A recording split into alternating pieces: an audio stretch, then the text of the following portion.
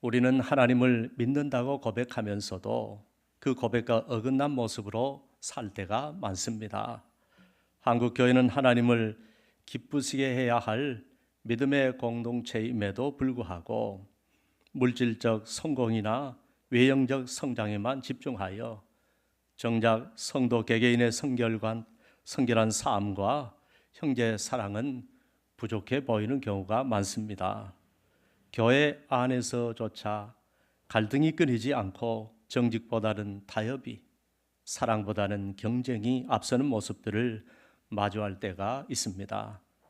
또한 우리 사회의 상황을 보면 어떻습니까? 음란과 탐욕이 넘치는 세상 속에서 사람들은 더 이상 거룩함을 추구하지 않고 자신만을 위해 살아가는 분위기가 만연합니다. 사람들은 자기의 유익과 성공을 위해 남을 밟고 올라가며 형제를 사랑하기보다는 질투와 경쟁과 다툼 속에서 살아가고 있습니다. 이런 세상 속에서 그리스도인으로 살아간다는 것은 더욱더 큰 도전과 책임감을 요구합니다. 이런 시대적 상황 속에서 오늘 우리에게 주신 데살로니가전서 4장의 말씀은 우리의 영혼을 깨우는 소리와 같습니다. 사도행전 17장에 보면 바울은 데살로니가에 3주 동안 머물렀다고 했습니다. 그곳에서 아주 짧은 기간 사역을 했지만 데살로니가 교회 성도들은 바울의 가르침을 잘 받아들였고 너무나 잘 양육되었습니다. 이런 걸 보면 신앙생활은 나이와 세월과 연륜도 중요하지만 그것보다는 더 중요한 것은 우리가 갖고 있는 신앙감과 신앙의 자세, 신앙의 경향성이 더 중요한 것입니다. 여러분들은 좋은 신앙 자세를 가져서 더 좋은 신앙, 더 깊은 신앙, 더 성숙한 신앙인들이 되시기를 바랍니다. 바울의 데살로니가 사역은 행복했습니다. 보람도 많았고 많은 열매도 있었습니다. 바울은 이것이 너무나 감사했습니다. 잠시 가르쳤는데도 그들은 바울의 고난 중에도 지치지 않고 그들은 바울이 고난 중에서도 지치지 않고 사역을 감당할 수 있는 힘이 되어주는 바울의 자랑이었습니다.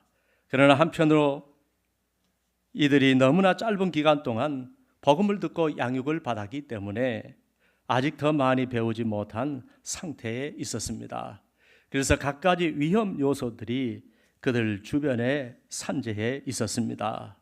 바울은 이것이 너무나 걱정이 되었습니다. 바로 이 문제들을 해결하기 위해서 데살로니가 교회에 편지를 쓴 것입니다. 그리고 오늘 본문 말씀을 통하여 데살로니가 교회 성도들이 어떻게 하면 하나님을 기쁘시게 하는 생활을 할 수 있을까? 하나님을 기쁘시게 하는 성도의 삶이 무엇인지 애정을 가지고 권면하고 있습니다. 이 말씀은 단순히 초대교회 성도들에게만 주신 말씀이 아니라 오늘날 우리에게도 우리가 하나님을 기쁘시게 하려면 어떤 삶을 살아야 하는지를 알려주는 아주 구체적이고 실천적인 가르침입니다. 바울은 본문 1절에 이렇게 권면합니다. 그러므로 형제들아 우리가 끝으로 주 예수 안에서 너희에게 구하고 권면하노니 너희가 마땅히 어떻게 행하며 하나님을 기쁘시게 할 수 있는지를 우리에게 배웠으니 곧 너희가 행하는 바라 이것을 더욱 많이 힘쓰라고 했습니다. 여러분, 이들은 배웠다고 했습니다. 하나님을 기쁘시게 하는 방법을 모르면 우리도 배워야 합니다. 배우면 잘하게 되어 있습니다. 그런데 너희가 우리에게 배웠고 지금 잘하고 있으니 앞으로도 더욱 잘하라는 것입니다. 바울은 하나님을 기쁘시게 하는 것을 가리켜 너희가 마땅히 행할 것이라고 했습니다. 마땅히 행할 것을 행해야 하나님을 기쁘게 할 수 있습니다. 만일 마땅히 행할 것을 안 하면 하나님을 기쁘시게 할 수가 없습니다. 그러므로 마땅히 해야 할 것, 당연히 해야 할 것, 꼭 해야 할 것을 잘하며 살아가시기를 바랍니다. 주일 성수 잘합시다. 11조 생활 잘합시다. 예배 생활 잘합시다. 기도 생활 잘합시다. 교회 봉사 잘합시다. 그리고 감사하며 삽시다. 순종하며 삽시다. 헌신하며 삽시다. 전도하며 삽시다. 세상에서 소금처럼 빛처럼 착한 행실을 하며 삽시다. 이것이 하나님을 기쁘시게 하는 삶을 사는 것입니다. 이처럼 우리 교회는 기초가 튼튼한 교회, 기본이 잘된 교회, 마땅히 행할 것을 잘하는 교회가 될 수 있기를 바랍니다. 데살로니가 교회의 성도들은 이런 것들을 아주 잘했다고 했습니다. 그런데 여기서 멈추지 말고 더 많이 힘쓰라는 것입니다. 더 하나님을 기쁘게 하라는 말입니다. 여기서 더 많이 힘쓰라는 말은 더욱 완전해져라, 더욱더 자라가라는 말입니다. 그러니까 여기서 만족하지 말고 더 좋은 신앙을 향하여 나아가라는 말입니다. 사랑하는 여러분, 지금 여러분은 하나님을 기쁘시게 하는 삶을 살고 있습니까? 그렇다면 멈추지 말고 더욱 힘쓰시기를 바랍니다. 바울은 이를 위해 자신이 실로아노와 디모데와 함께 데살로니가에 있었을 때 했던 명령을 다시금 기억하게 했습니다. 우리가 주 예수로 말미암아 너에게 무슨 명령으로 준 것을 너희가 안다고 했습니다. 전에 바울이 데살로니가 교회 성도들에게 명령을 한 것들이 있었는데 그 명령들은 자신이 주의 종으로서 하는 명령이었지만 주 예수 그리스도로 말미암아 나온 명령이라고 했습니다. 여러분, 주의 종이 주의 이름으로 하는 영적인 권면과 명령은 그 출처가 성경과 예수 그리스도이심을 믿으시기 바랍니다. 주님의 말을 전하는 것입니다. 그러므로 주의 종이 하는 영적인 권면과 명령을 믿음으로 받으시기를 바랍니다. 그런데 안타까운 것은 요즘은 갈수록 주의 종의 권면과 명령을 귀담아 듣는 성도들이 많지 않습니다. 목사님이니까 당연히 그렇게 말씀하시겠지 하고 흘려버립니다. 그러나 성경에 은혜 받은 사람들은 그런 자세로 신앙생활을 하지 않았습니다. 항상 주의 종의 영적인 권면과 명령을 하나님의 말씀으로 받았습니다. 그리고 모두 다 하나님의 은혜를 받으며 살았습니다. 우리는 권면을 해도 잘 듣지 않은데 오늘 본문의 주의 사도들은 아예 명령을 했습니다. 그러면 사도들이 했던 명령들은 어느 정도의 명령이었을까요? 본문에 나오는 명령에 대한 헬라어는 파랑겔리아스라고 하는데 이 단어는 군사용어입니다. 군대에서 하는 명령을 말합니다. 그러므로 이 명령에는 명령 불복종이나 명령 거부는 있을 수가 없는 것입니다. 군대에서 명령 불복종은 군법으로 처리하고 전시에는 총살까지 시킨다고 합니다. 이처럼 성경에서 말하는 주의 종이 하는 명령은 그 정도로 엄한 영적인 권위를 가지고 있습니다. 즉 듣지 않으면 안 되는 매우 엄한 영적인 권위를 가지고 있습니다. 그러니까 지금 바울은 자신이 하는 명령은 군대의 명령처럼 들어야 한다고 군사적인 용어로 명령을 하고 있는 것입니다. 그러므로 그 명령을 받은 주의 성도들은 주님의 명령으로 받고 실천해야 했습니다. 그런데 지금은 세월이 변하고 시대가 변했습니다. 사람들의 신앙도 순수성을 잃어버리고 많이 변질되었습니다. 그러나 우리는 성경의 가르침대로 주의 종의 영적인 권면과 명령을 믿음으로 받고 하나님 앞에서 실천하시기를 바랍니다. 그러면 다 여러분에게 유익이 될 줄로 믿습니다. 그 명령 중에 아주 강한 명령이 바로 하나님을 기쁘시게 하는 생활을 해야 한다는 것입니다. 그러면 우리는 어떻게 해야 하나님을 기쁘시게 하는 생활을 할 수 있을까요? 그것은 하나님의 뜻을 따라 살아야 한다고 말씀합니다. 그리고 3절에 그 하나님의 뜻에 대하여 아주 구체적으로 알려줍니다. 하나님의 뜻은 이것이니 너희의 거룩함이라 곧 음란을 버리라고 했습니다. 그러므로 하나님을 기쁘시게 하는 삶을 살아가려면 첫째, 거룩을 추구하는 삶을 살아야 합니다. 거룩은 단순히 외적인 행위의 변화를 말하는 것이 아닙니다. 거룩은 우리의 삶 전체가 하나님께 속해 있음을 인정하고 하나님의 말씀의 뜻에 순종하며 사는 것을 의미합니다. 세상의 가치와 방식에서 벗어나 하나님의 말씀을 따라서 구별된 삶을 사는 것이 바로 거룩입니다. 그러므로 이전 것은 다 지나가야 합니다. 새로운 삶을 살아야 합니다. 무엇보다 거룩을 추구하는 삶을 살려면 음란을 버려야 합니다. 그리고 계속해서 거룩해져야 합니다. 당시 데살로니가 교회 성도들에게 음란을 버리라고 한 것은 그들이 살던 당시에는 육적으로는 음란한 문화가 가장 큰 문제였기 때문입니다. 그러므로 데살로니가 교회 성도들이 거룩해지려면 가장 먼저 음란을 버려야 했습니다. 음란은 모든 것을 망치는 행위입니다. 개인도 망치고 가정도 망치고 자녀도 망치고 사회도 망치고 국가도 망치는 것입니다. 폐가 망신하는 것입니다. 신앙도 망치고요, 교회도 망치는 것입니다.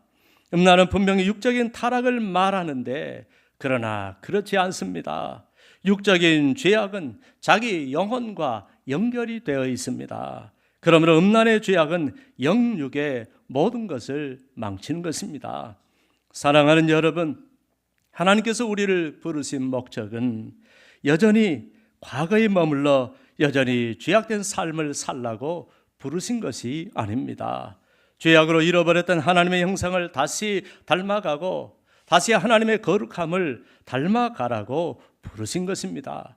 그러므로 본문 7절에 하나님이 우리를 부르심은 부정하게 하심이 아니요 거룩하게 하심이라고 하셨습니다. 에베소서 1장 4절로 5절은 우리를 택하신 이유에 대해서 창세 전에 그리스도 안에서 우리를 택하사 우리로 사랑 안에서 그 앞에 거룩하고 흠이 없게 하시려고 그 기쁘신 뜻대로 우리를 예정하사 예수 그리스도로 말미암아 자기의 아들들이 되게 하셨다고 했습니다. 베드로전서 1장 15절로 16절은 오직 너희를 부르신 거룩한 이처럼 너희도 모든 행실에 거룩한 자가 되라고 했습니다. 그렇습니다. 하나님께서 우리를 택하시고 부르신 이유는 우리를 거룩하고 흠이 없게 하시려고 부르신 것입니다. 이 거룩을 위해 우리 속에 있는 음란을 버려야 하는 것입니다. 이 세상이 얼마나 악하고 음란합니까? 거룩은 악한 것들과 함께 할 수가 없습니다. 거룩은 죄악을 멀리합니다. 세상과 구별됩니다. 거룩은 음란을 제거하지 않는 한 있을 수가 없습니다. 잠언 6장 32절은 여인과 간음하는 자는 무지한 자라. 이것을 행하는 자는 자기의 영혼을 망하게 하며 상함과 능욕을 받고 부끄러움을 씻을 수 없게 된다고 했습니다. 히브리서 13장 4절은 모든 사람은 결혼을 귀히 여기고 침소를 더럽히지 않게 하라. 음행하는 자들과 간음하는 자들을 하나님이 심판하시리라고 하셨습니다. 우리가 음란을 버리려면 어떻게 해야 할까요? 우리의 눈과 마음을 지키고 미디어나 환경에서 음란한 죄에 노출되지 않도록 경계해야 합니다. 스마트폰, 인터넷, TV, 그리고 우리가 소비하는 콘텐츠들이 하나님 앞에서 우리의 마음과 생각을 더럽히지 않도록 주의해야 합니다. 그리고 순간적인 유혹에 넘어가지 않도록 늘 기도와 말씀으로 무장해야 합니다. 그러면 우리는 음란을 버리고 거룩을 추구하는 삶을 살아가게 될 줄로 믿습니다. 하나님을 기쁘시게 하는 삶을 살아가려면 둘째, 결혼과 가정의 거룩을 지키며 살아야 합니다. 본문 4절로 5절은 각각 거룩함과 존귀함으로 자기의 아내 대할 줄을 알고 하나님을 모르는 이방인과 같이 세욕을 따르지 말라고 했습니다. 음란을 버리기 위해서는 나와 한 몸을 이루는 아내를 귀히 여기라고 했습니다. 자기 아내를 대할 때 거룩함과 존귀함으로 대하라고 했습니다. 여러분, 아내라는 단어는요, 그릇 혹은 몸으로 번역할 수 있는 단어입니다. 모든 아내는 은혜를 담는 그릇이요, 온갖 소중하고 좋은 것들을 담는 거룩한 그릇이라는 말입니다. 또한 아내는 나와 함께 성령이 거하시는 내 몸과 같아서 성령께서 함께 거하시도록 나의 순결함으로 아내를 지켜줘야 한다는 뜻입니다. 본문이 기록될 당시에 헬라 신전들은 부패와 향락과 음란의 소굴이었습니다. 신전마다 종교 창녀들이 즐비했습니다. 그리고 이들과 성적인 관계를 맺는 것이 풍요를 가져온다고 믿었습니다. 이것은 이방인들을 깊은 세욕에 빠지게 했습니다. 그 결과 이들은 근친상간, 불륜, 음란한 행위를 예사로 여겼습니다. 특히 데살로니가는 헬라 신화의 본산지인 올림푸스 산이 있었고 각종 신전들이 있는 곳이었습니다. 바로 이들 신전에서 종교 창녀들과 성행위를 하는 음란한 우상 숭배 의식이 거의 매일같이 행해졌습니다. 이것이 바로 그들의 예배였습니다. 그러므로 데살로니가 주민들은 이런 음란한 생활에 익숙해 있었습니다. 당연한 줄 알았습니다. 전혀 문제의식을 느끼지 못했습니다. 이렇게 데살로니가에 사는 이방인들은 정욕을 좇아서 살았습니다. 그런데 문제는 데살로니가 교회 안에도 일부 성도들까지 이런 음란 죄를 여전히 대수롭지 않게 생각하는 성도들이 있었다는 것입니다. 그러면 오늘 사도 바울은 너희는 하나님을 모르는 이방인과 같이 세욕을 따르지 말라고 엄하게 명령했습니다.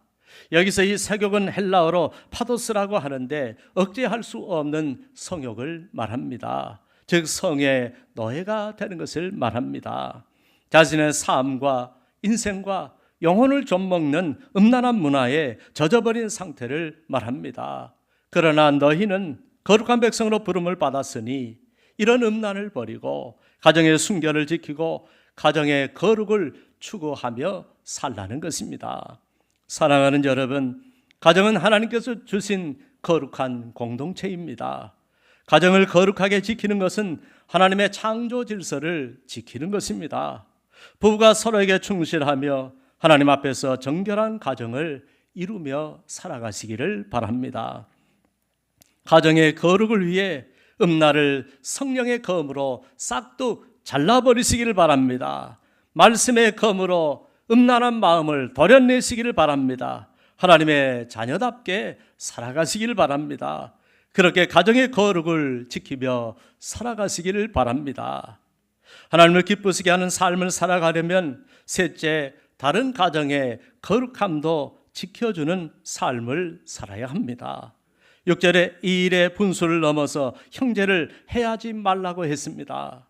사람에게는 분수란 게 있습니다. 넘어서는 안 되는 선이란 게 있습니다. 누구든 이걸 넘으면 안 됩니다. 이걸 넘으면 잘못되고 무너지고 사탄이 역사하는 것입니다. 다른 가정의 선을 넘으면 안 되는 것입니다.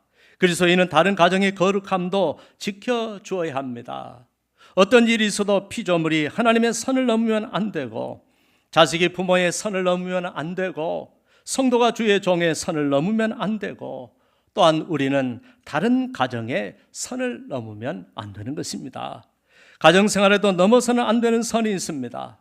이걸 넘어서 다른 가정을 파괴하면 안 되는 것입니다. 이는 우리가 너희에게 미리 말하고 증언한 것과 같이 이 모든 일에 주께서 신원하여 주심이라고 하셨습니다. 선을 넘으면 주님께서 징계를 하신다는 말씀입니다. 이것은 바울이 늘 데살로니가 교회 성도들에게 강조했던 말이었습니다. 지금도 너무나 음란한 시대를 살아가는 우리에게도 마찬가지입니다. 우리도 어디서든 가정의 선을 잘 지켜야 합니다. 구약에 보면 요셉은 보디발의 아내로부터 성적인 유혹을 받았습니다. 그러나 요셉은 내가 어찌 이 큰 악을 행하여 하나님께 죄를 지으리까 라고 말하면서 선을 넘지 않았습니다. 자신의 거룩을 지켰습니다. 그리고 보디발 가정의 거룩을 지켜주었습니다. 그런데 데살로니가에서는 성적인 범죄로 가정의 선을 넘어 다른 형제의 가정까지 해치는 일이 벌어졌습니다. 말씀드린 대로 데살로니가 성도들은 대부분 세상에서 구원받은 지 얼마 되지 않았습니다. 이제 예수 믿은 지 3개월밖에 되지 않았습니다. 그러므로 세상의 삶과 문화를 떨쳐버리기가 결코 쉽지 않았을 것입니다. 30년을 믿어도 평생을 믿어도 전혀 변화되지 않은 성도들도 있는데 3개월 믿었으니까 결코 쉽지 않았을 것입니다. 그 중에서도 음란한 문화를 떨쳐버리기가 쉽지 않았을 것입니다. 그들은 음란한 문화를 교회 안까지 가지고 들어왔습니다.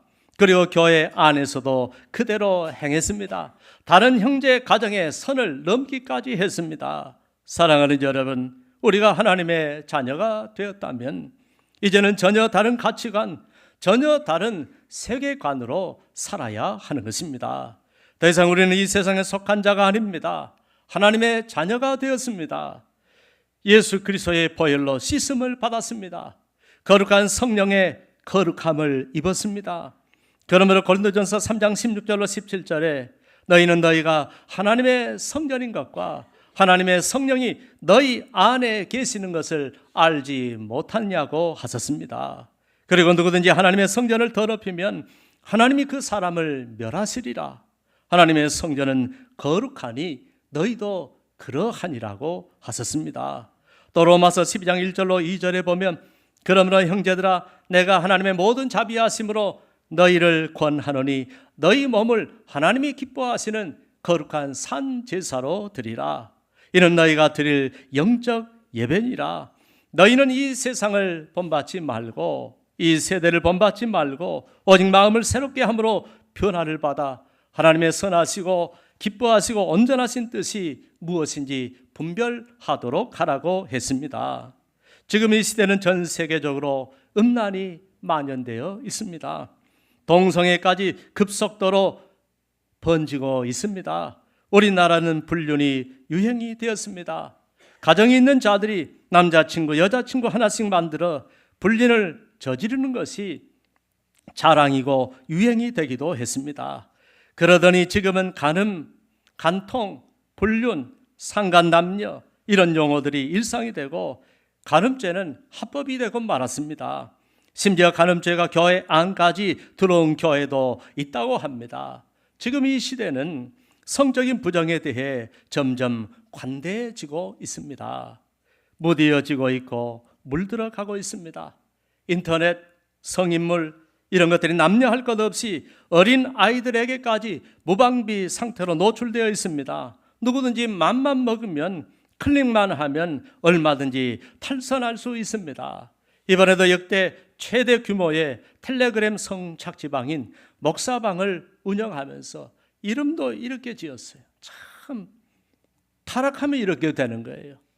목사방이란 걸 운영하면서 234명에게 성착취를 한 총책이 붙잡혔습니다. 음란한 세상에서 살아갈수록 우리는 세상에서 마음을 새롭게 하며 살아야 합니다. 말씀 안에 거해야 합니다. 성전을 가까이 해야 합니다.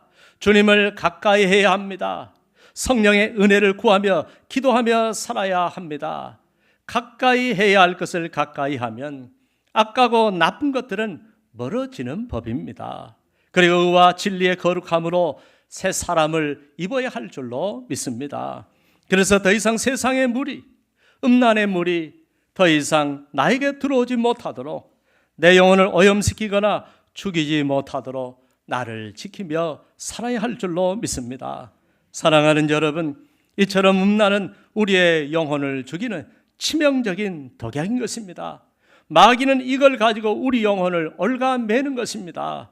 그래서 음란죄에 빠지게 되면 회복하기가 너무나 어려운 것입니다. 그러므로 고린도전서 6장 18절로 20절은 음행을 피하라. 사람이 범하는 죄마다 몸 밖에 있거니와 음행하는 자는 자기 몸의 죄를 짓느니라. 너희 몸은 너희가 하나님께로부터 받은 바 너희 가운데 계신 성령의 전인 줄을 알지 못하느냐. 너희는 너희 자신의 것이 아니라 값으로 산 것이 되었으니 주님의 핏값으로 산 것이 되었으니 그런즉 너희 몸으로 하나님께 영광을 돌리라고 하셨습니다. 이걸 저버리고 음란을 행하는 자는 사람을 저버림이 아니요 너에게 그의 성령을 주신 하나님을 저버림이니라고 했습니다. 그러면 우리 가정의 거룩도 지키고 다른 가정의 거룩도 함께 지켜주는 그런 거룩한 성도들이 되시기를 바랍니다. 하나님을 기쁘시게 하는 삶을 살아가려면 넷째, 형제 사랑을 실천하는 삶을 살아야 합니다. 형제 사랑에 관하여는 너희에게 쓸 것이 없음은 너희들 자신이 하나님의 가르치심을 받아 서로 사랑함이라고 했습니다. 그런데 10절에 너희가 온 마게도냐 모든 성도에게 모든 형제에 대하여 과연 이것을 행하도다. 형제들아 권하노니 더욱 그렇게 행하라고 했습니다. 데살로니가 교회 성도들은 전혀 일면식이 없는 마게도냐 교회의 성도들까지 사랑했다는 말입니다. 당시 마게도냐 지역에는 빌립보, 데살로니가, 베레아 이렇게 세 개의 교회가 세워져 있었습니다.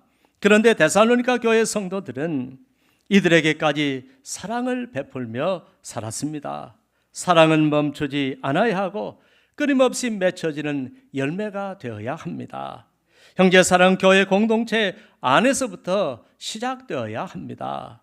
너희는 우는 자들과 함께 울고 즐거워하는 자들과 함께 즐거워하라고 하신 말씀처럼 어려움을 겪는 성도들을 물질적으로 돕거나 기도로 그들을 중보하며 격려하는 일이 바로 형제 사랑입니다.